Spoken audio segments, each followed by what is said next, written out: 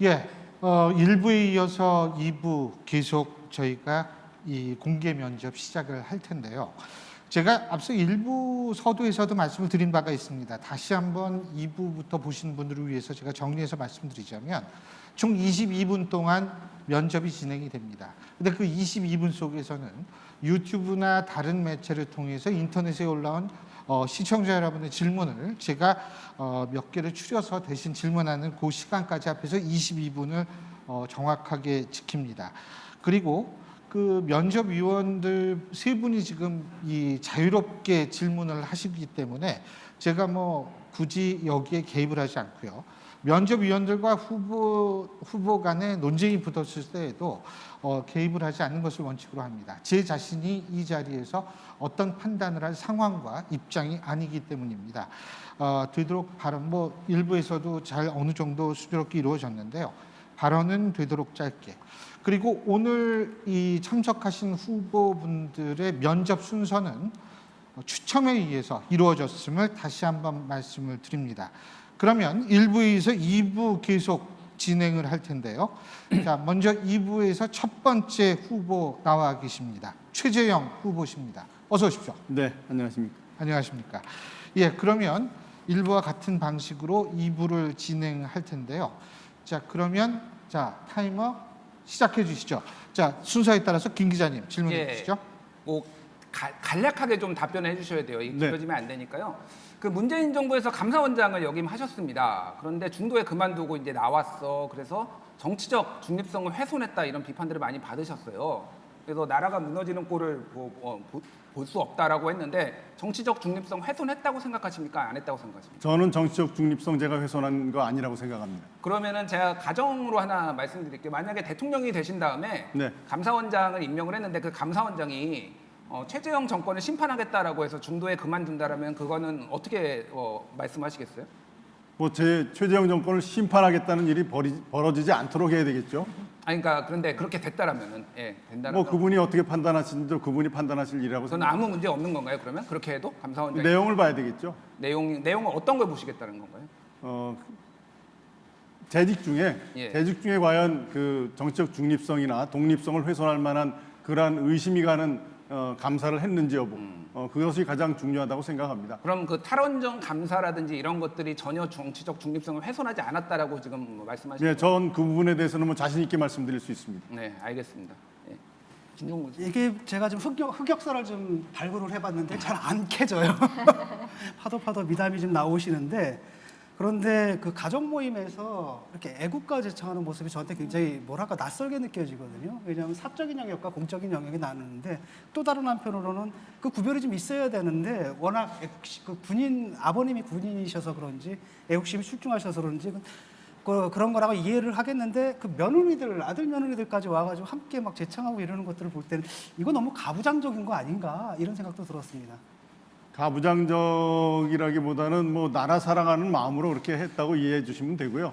저희들이 항상 나라는 우리 삶을 지켜주는 울타리다. 그러니까 나라가 없으면 어떻게 되겠느냐. 나라에 대한 고마움과 사랑을 표시하자. 그래서 사실은 그렇게 한 게 뭐 많이 한 건 아닙니다. 저희 온 가족들이 모여서 2018년, 19년 한 2년 하다가 명절 때 모였을 때 이렇게 저희 선친의 제안으로 그렇게 하다가 그다음에 코로나 팬데믹으로 사실 그렇게 모일 기회도 없었죠. 그러나 제가 출마한 이후에 우리 가족들이 이만큼 나라를 사랑한다는 그런 표현으로 사진을 올린 게 그런 논란을 빚은 것 같습니다. 예, 저는 중도층에 굉장히 호소력이 있을 것이라고 기대를 했는데 정작 공약을 딱 보게 되면 굉장히 울트라 라이트세요. 굉장히 뭐랄까 어떻게 보면 좀 과격하다고 할 수 있을 정도로 시장 만능주의 또 시장 뭐랄까 지상주의적인 경향들을 좀 보이시거든요. 그래서 세 가지 내세운 게 다 그래요. 첫 번째는 그 정부 작은 정부론인데 사실 정부라는 건 커도 문제고 작아도 문제고 적당하면 그만 아니겠습니까? 그리고 작은 정부론이라는 게 대처리즘이나 레이거노믹스 시절 얘기고 특히 이 코로나 시대에는 정부의 적극적인 역할들이 요구되는 시기인데 하필 이 시기에 작은 정부론을 들고 나오셔가지고 이게 좀 낡은 구호가 아닌가. 그다음에 시대에도 좀 맞지 않는다 이런 생각이 들고 공공부문을 줄이시겠다 그랬지 않습니까? 정부와 공공부문.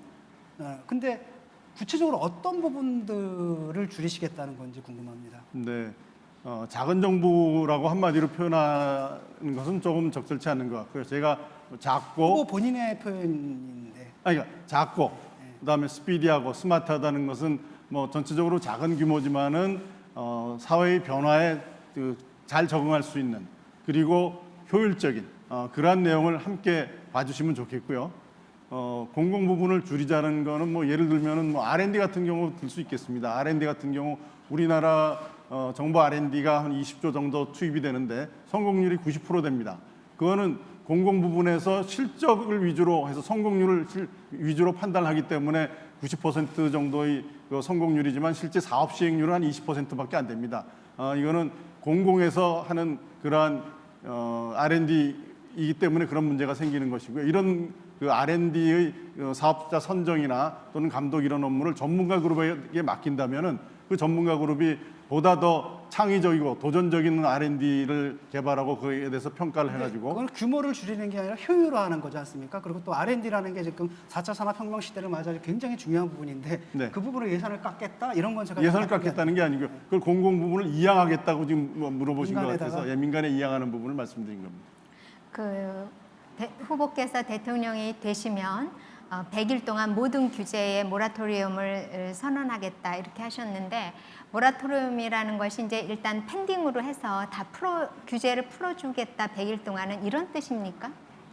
새로운 규제를 만들지 않고 기존 네. 규제를 강화하지 않겠다는 것이고요. 네. 그 기간 동안에 기존의 그 반시장적인 규제들에 대해서는 한번 전체적으로 재검토해서 개선할 건 개선하고 폐지할 건 폐지하겠다는 뜻으로 말씀드린 겁니다. 근데 대통령이 되셔서 그거를 100일 동안 모라토리움을 선언해서 더 이상 규제는 하지 않되 현재 상황을 유지하겠다 이런 말씀이시잖아요.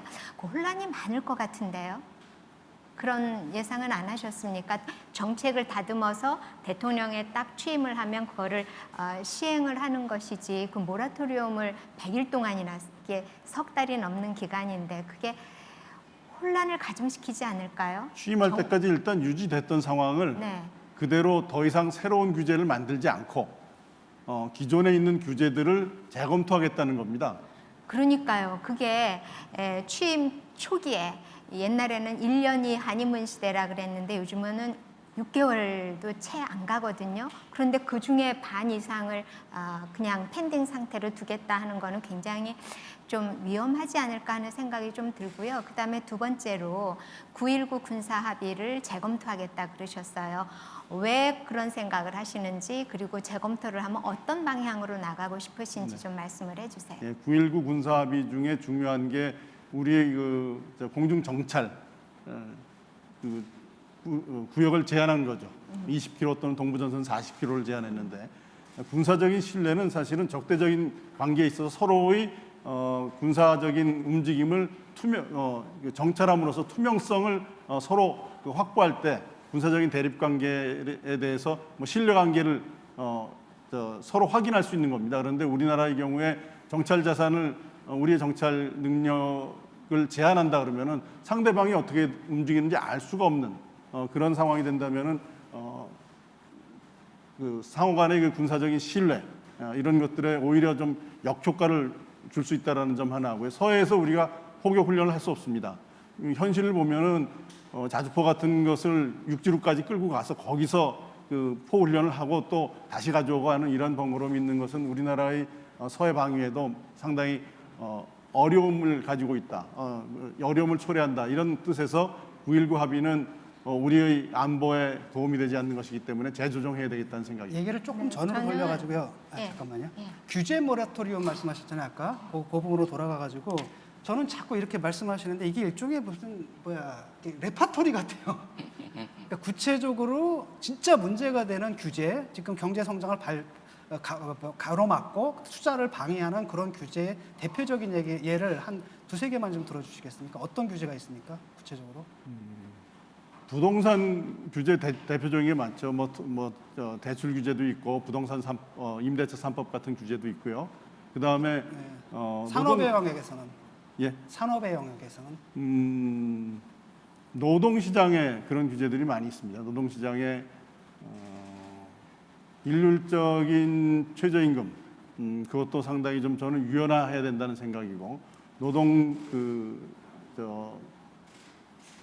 주 52시간 근무제 이런 것들도 좀 다양하게 현실에 맞게 조정을 해야 된다는 그런 입장입니다. 그밖에 또 산업의 영역에서는 또 다른 규제 같은 것들. 예를 들면은 제일 문제되는 것 중에 화관법 중에서 이제 관리 대상된 화학 물질의 총량 이런 것들도 지금 너무 적게 잡고 있습니다. 세계적으로 우리나라의 규제 형태를 보면은 가장 그 이상적인 규제들을 다 모아놓는 그런 그 상태인 그 규제들이 너무 많아서 그런 거 다시 한번 재검토해야 된다고 생각합니다. 네, 제가 질문 드릴게요. 지난 8월 8일에 페이스북 후보자께서 페이스북에 석탄 발전소를 대체해서 중소형 원자로 SMR이라고 불리는 이거를 설치하겠다라고 하셨어요. 네, 맞으시죠? 예, 설치한다면 일자리 훨씬 많이 그렇죠. 창출할 수 근데 이제 있다. SMR이 아직 이제 현실화된 기술은 아닌데 미국에서 개발하는 이유가 원전 한기가 너무 중후장대해서 이게 만약에 정전이 되면은 타격이 가서 전체 정전이 될 수가 있다. 그러니까 이거를 소형화 분산화하는 거거든요. 그게 이제 미국에서 추진이 되고 있는데 제가 궁금한 거는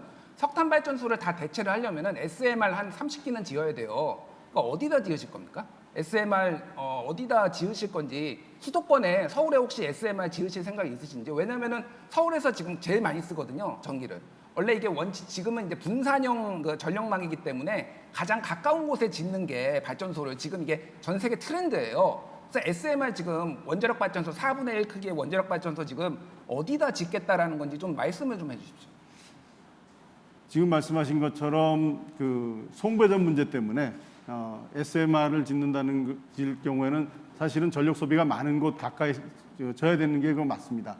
그러나 제가 지금 어느 곳에 져야 될지까지 구체적으로 생각하진 않고 그냥 전체적으로 석탄 발전을 대체할 수 있고 이 원자력이 우리의 신산업 그러니까 중소형 원자로가 우리의 일자리 창출이나 앞으로 우리나라의 먹거리 창출하는데 굉장히 큰 그러니까 도움이 되겠다는 그게 생각을 굉장히 말씀드립니다. 중요한 문제인 게 실제 설치에 들어가려고 하면은 그 지역 주민들 반발할 거 아닙니까? 지금 원전이 24개가 있어요 아직도 그 거대한 게. 근데 지금 이거를 30-40개를 지금 더 짓겠다라고 하면은 게다가 원전이 지금 다 바닷가에 있고 아래쪽에 있는 이유가 북한의 미사일도 영향이 있거든요. 그러니까 가까운 데 지으면 안 돼. 중부에는 못 짓습니다. 어디다가 어떻게 지어서 어떻게 설득을 하실 수 있는지 그런 계획이 전혀 없이 그냥 SMR 짓겠다라고 하면 끝입니까? 그게? 그 부분에 대해서는 제가 하여튼 좀 더 구체적으로 검토한 후에 말씀드리겠습니다. 판사 생활 오래 하셨죠? 네. 요즘 사법부를 바라보시는 그 관점이랄까, 소회랄까 이런 게 굉장히 복잡하실 것 같은데 요즘 보면은 판사들의 요직을 다 코드 인사를 해서 사법부가 우리 국민 눈에는 장악이 됐다 이런 생각을 많이들 하고 계시고요. 실제적으로는 재판을 시작을 해도 법원에도 불어닥친 워라밸 때문에 이게 한정없이 재판이 지연이 되는 거예요. 저도 몇 개 이제 재판하고 있는 게 있는데 무려 단독심인데 4년 반이 걸렸습니다. 그리고 또 하나는 1년을 지금 지나가도록 재판을 열지도 않아요. 이런 사법부를 대통령이 되시면 이게 참 헌법적으로 여러 가지 고려해야 할 문제가 있습니다만 어떻게 하시겠습니까? 사법부는 대통령이 관여하기 좀 어려운 부분이 있죠. 사법권의 독립은 우리 민주주의의 가장 지켜야 될 최후의 보루기 때문에 그러나 대법원장이 대법원장을 임명하는 권한은 이제 대통령에게 있죠.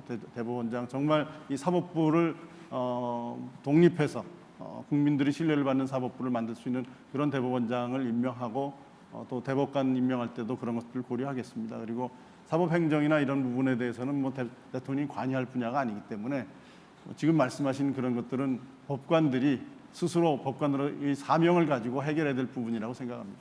감사원이요. 우리 헌법으로도 그렇고 감사원법에도 보면은 회계 감사만 하는 게 아니라 직무 감찰도 할 수 있도록 되어 있지요. 네. 근데 2019년에 북한 주민 2명이 눈을 가려서 판문점에서 북송되는 사건이 있었습니다. 그때 감사원장으로 계셨죠. 그 직무 감찰 안 하셨습니까? 네, 그 부분을 잘 알고 있습니다. 그 상황을 잘 알고 있고 탈북한 그 2명의 청년들이 본인도 모르는 사이에 눈을 가리고 판문점 앞에서 이제 북한에 인계된 것은 참 가슴 아픈 일인데 우리 감사원이 스스로 이제 감사원 규칙에 정해놓은 게 있습니다. 이제 그 외교 안보에 관한 부분은 감사원이 스스로 감사권을 행사하지 않는 것으로 규칙이 정해져 있어서 저도 그 문제를 가지고 고민했습니다만 이 부분은 우리 안보에 관한 그 여러 가지 정보 자산이나 이런 것들이 관련돼 있다라는 그러한 그 이야기를 듣고 그 부분에 대해서는 저희가 감사를 진행하지 않았습니다만 제가 대통령이 되면 그 부분은 반드시 밝히겠습니다. 예, 감사합니다. 그다음에 감사원에서 이제 경찰에다 기소 의견을 넣었던 것 중에 하나가 조희연 교육감에 대해서 이거 수사해라라고 했는데 그게 공수처 1호 사건이 됐습니다. 네. 그리고 거기에서 기소 의견을 달았고 감사원에서 발표한 것보다 더 늘어났어요. 그 한모 씨라고 하는 비서실장도 같이 기소하라 그랬는데 네. 말하자면 감사원에서 한 것보다 이제 하나 더 늘어난 거죠. 그런 것을 보면서 공수처의 역할에 대해서 또 조희연 교육감 사건을 감사원이 조금 부족하게 감사한 건 아닌가 하는 그런 생각은 안 하세요? 감사원이 강제 수사할 권한이 없고 저희들이 그 감사권의 범위 내에서 그 전교조 출신의 5명 교사를 특채한 과정에 이게 국가공무원법 위반의 소지가 있다라고 해서 저희들이 그 부분에 대해서 일단은 수사 참고 자료로 공수처에 보내서 공수처에서 그것을 추가 수사한 결과 이에 기소가 가능하다 해서 그렇게 기소한 걸로 알고 있습니다. 한 비서실장의 경우는 저희들은 실질적으로는 모든 책임은 교육감에 있기 때문에 그것을 그 교육감이 지시해서 한 부분에까지 그 징계 책임을 묻는 것은 적절치 않다고 해서 뺐던 건데요. 법적인 책임을 추가적인 조사를 통해서 공수처에서 법적인 책임을 묻는 걸로 그렇게 판단한 것으로 알고 있습니다. 공수처에 대해서는 어떤 입장이세요? 원래 주어진 기능대로 제대로 한다면은 기왕에 만들어진 기구이기 때문에 나름대로 역할을 할 수 있을 것이라고 생각합니다. 네. 그 금강천 네. 그 질문을 계속 끝없이 하셔가지고 그러니까 질문을 하나 하고 좀 네, 끝나면 좀 오케이. 끊었으면 좋겠거든요. 그러니까 노동시장 개편이 두 번째 공약이거든요. 네. 근데 그걸 딱 보시면 사실은 저는 그 최 후보님의 공약하고 장기표 후보님의 공약이 뭐가 다른지를 모르겠거든요. 굉장히 이 문제에 이념적으로 접근한다는 느낌입니다. 그러니까 대기업 노동자들이 중소기업 노동자들이 임금을 약탈한다 뭐 이런 식이거든요. 그래서 근데 실제로 아까도 말씀드렸듯이 그것이 사실 대기업이 중소기업의 단가를 후려치는 방식으로 그 이익을 착취하고 그것을 상층부 노동자들을 매수하는 방식이란 말이죠. 그래서 주요한 책임은 대기업에 있는데 그걸 민주노총 사람들한테 전가한다는 측면이고 그다음 더 이제 황당한 게 그 다음으로 대안으로 나온 게 뭐냐면은 시간제, 기간제, 그다음에 파견 근로를 확대한다. 근데 이게 전형적인 저임금, 임금 착취의 방식이거든요. 그런데 어떻게 이것이 대기업 노동자들에게 임금 착취당하는 중소기업 노동자들을 위한 정책일 수 있는지 제가 납득이 안 가요. 일단 그 시장에서 다양한 그 기업이 고용 근로를 필요로 하는 형태는 매우 다양하고 근로자 역시 근래 이제 여러 가지 육아 문제라든지 변화된 사회 현실을 보면은 근로를 제공하는 근로자 입장에서도 어떤 획일적인 근로보다는 자기의 형편에 맞는 다양한 근로를 제공할 그러한 필요가 있는 근로자들이 있습니다. 이런 것들을 획일적으로 모두 정규직으로 제공한다든지 일정 시간 이상 반드시 근무한다든지 하는 식으로 하는 것은 시장의 어떤 효율성을 저해할 수 있다는 생각에서 고용주 입장에서의 다양성과 그 근로를 제공하는 근로자 입장에서의 다양성들을 좀 조화롭게 해결하는 것이 우리 전체적인 기업의 발전이나 근로자 이익을 위해서도 바람직하다는 생각을 가지고 말씀드린 겁니다. 대기업이 중소기업의 단가를 후려치는 식으로 그들의 성과를 빼앗아가는 현상, 이것이 사실은 임금 격차의 굉장히 중요한 메커니즘인데 그 부분에 대해서는 어떤 대책을 갖고 계십니까?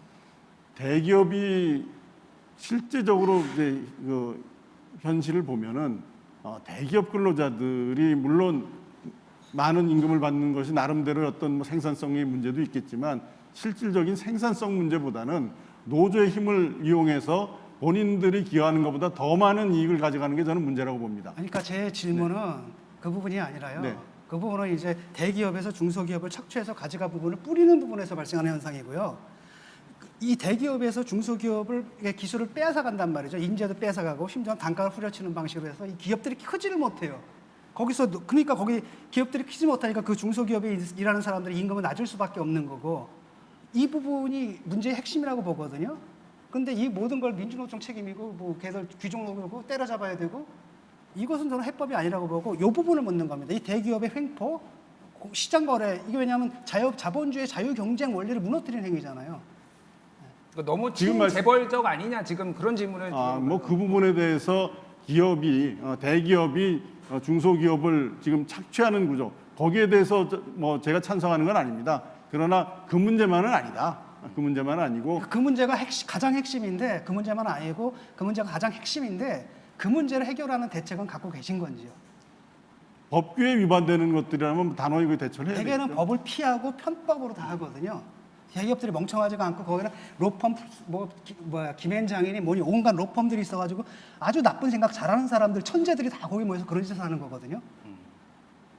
알겠습니다. 제가 짧게 질문 하나 드릴게요. 지난번 출마 선언하셨을 때 사실 답변을 등재 못하셔서 준비가 안 됐다 지적을 많이 받으셨어요. 근데 오늘은 그래도 좀 답변을 더 잘하시지만 지금도 못하시는 게 있는데, 그때 답변 못하셨던 거 한번 다시 여쭤볼게요. 한반도 위기 극복을 어떤 로드맵으로 할 것이냐. 최근에 북한을 압박해서 핵을 포기하게 만들겠다라고 했는데, 북한을 어떻게 압박해서 핵을 포기하게 만들지 시간이 많지 않으니까 좀 짧게 설명해 주십시오. 일단 비핵화에 대한 개념을 분명히 해야 됩니다. 북한이 생각하는 비핵화가 좀 개념의 차이가 있기 때문에 비핵화에 대한 개념을 분명하게 해서 북한이 핵을 보유하고 있는 것이 정권 유지에 이게 도움이 되는 것이 아니라 정권 유지에 부담이 되고 이것 때문에 우리가 망할 수도 있다라는 생각을 가지게 하기 위해서는 지금 현재 북한에 대해서 핵 보유 때문에 국제적으로 지금 가해지고 있는 여러 가지 제재들이 정말 제대로 이행될 수 있도록 압박을 하면서 북한이 핵 포기가 부담이 될 수 있도록 그걸 깨닫게 해주는 게 하나. 예. 그다음에 그와 함께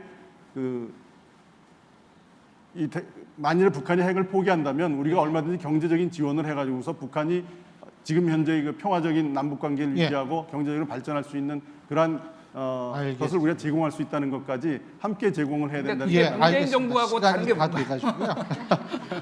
문재인 지금 정부랑 우리 시청자 여러분께서 질문한 내용 중에 한두 개를 제가 여쭤볼 텐데요. 지금의 규제는 결국 공무원 수 증가에 있다고 보는데 공무원 정책이 있습니까? 라는 질문이 있습니다. 답변해 주시죠. 네, 공무원 수가 늘어나는 수만큼 민간 일자리로 줄고 공무원 수가 늘어나면 결국은 규제를 많이 만든다는 그러한 생각들을 많이 가지고 계십니다. 공무원 수를 신분이 보장된 공무원 수를 갑자기 줄 수는 없겠죠.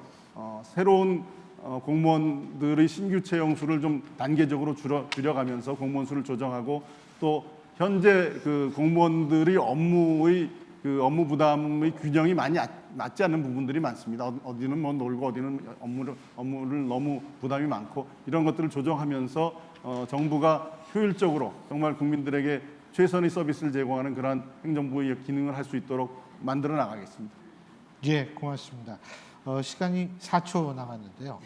어쨌든 여기에서 질문하기 힘들고 오늘 수고 많이 하셨습니다. 22분은 딱 지켜야 되기 때문에. 네, 감사합니다. 예, 오늘 수고 많이 하셨어요. 고맙습니다. 네, 감사합니다. 네.